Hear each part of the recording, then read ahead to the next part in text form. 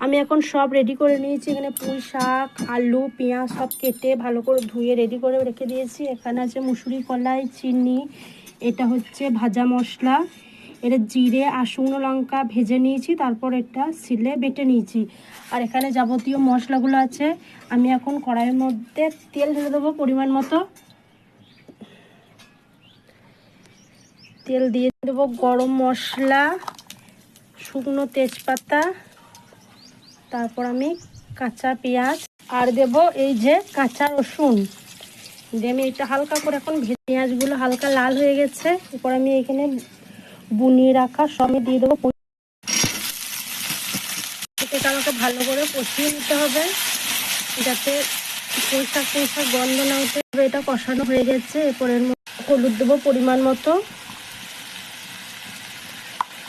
লবণ দিয়ে দেবো স্বাদ মতো।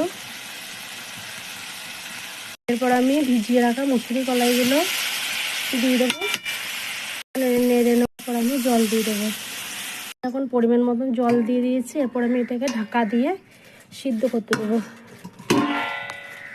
এরপর আমি ঢাকাটা খুলে দেখবো সিদ্ধ হয়েছে কি। এরপর আমি ভেজে রাখা গরম মশলাটাকে দিয়ে দিয়েছি। তোমরা কিভাবে পুঁই শাক রান্না করো কমেন্ট করে জানিও। আমি তো এভাবেই করি।